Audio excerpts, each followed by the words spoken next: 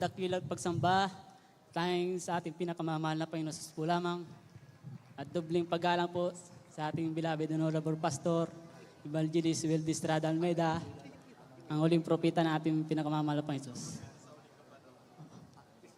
At dobling pagkilala po, hallelujah.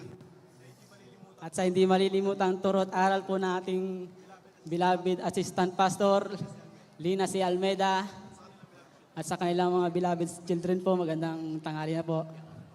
At sa ating po mga minamahal na kapatiran, baguhan man mo o datihan. Mga minamahal, ako po ay lubos pong pinagpala sa mga oras na to. Dahil ako po ay mga nakaraang linggo, dumanas po ako ng karamdaman sa akin pong katawan, sa bandang tagiliran po. Mga ilang linggo o buwan ko na rin po nararamdaman na parang may sumasakit po sa tagiliran ko. Habang nasa trabaho po ako, mga minamahal, hindi ko po ininda. Tuloy lang po sa pagtatrabaho.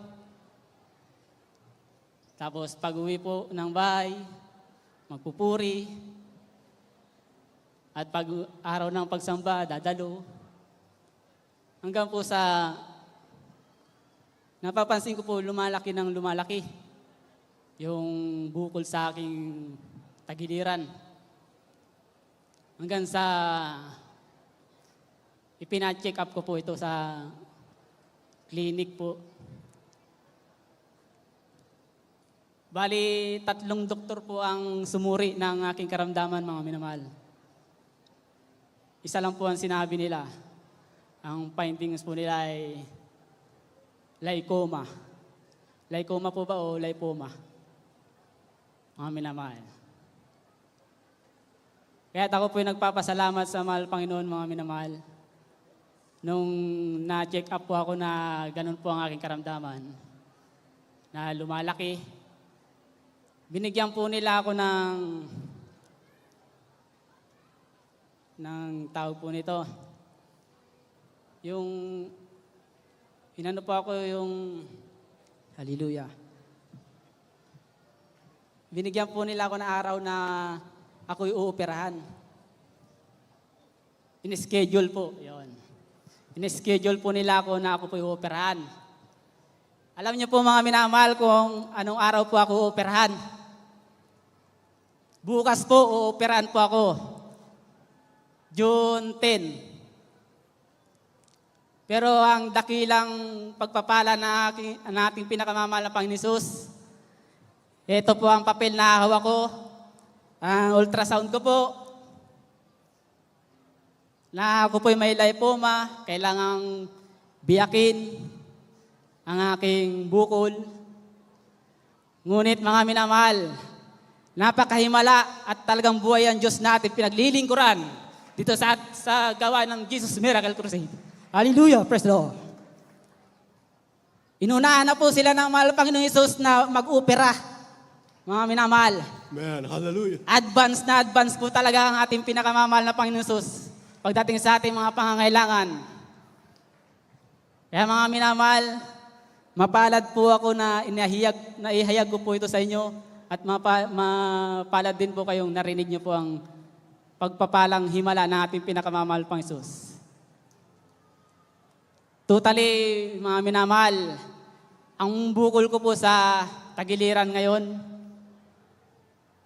umimpis na po talaga siya, pumantay na sa tagiliran. Oh, sa kabila. glory to God. Hallelujah. Pag may nakakakita nga po nito, mga minamahal, nung nasa trabaho ako, siyempre, mainit. Minsan, hindi ko po maiwasan na itaas po yung damit ko. Makikita po ng mga katrabaho ko, kaya mga ibang tao nakakita. Ang laki daw po ng bukol ko sa tagiliran. Ang sagot ko po na pabiro, nag-gym po ako para magka-abs, pero tumubo, isa lang sa tagiliran pa. Yun po ang biro ko sa kanila. Pero ang pinaka ano ko na lang po sa kanila, ang Diyos na ating pinaglilingkuran ay totoo. Yes, hallelujah. Siya po ang maggagamot sa akin. Yun po ang pinakapagpapalang pinagkalupo sa akin ng pinakamamahal Panginoon Hesus. First time ko pong magpatotoo dito sa inyo pong harapan, sa banal na pulpito po. At napakaganda po ng ipinagkaloob ng mahal Panginoon na ihayag ko po sa inyo. At sa pagpapala naman po sa pagbibigay, totoo po talaga ang pagbibigay, mga minamahal. Matagal po ako nangamuhan, hindi po ako nare-regular.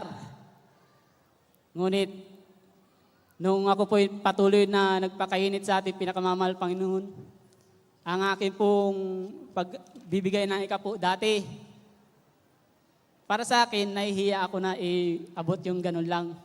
Wala sa pamantayan na nasa banal na utos ng mahal Panginoon na Biblia, sa Biblia.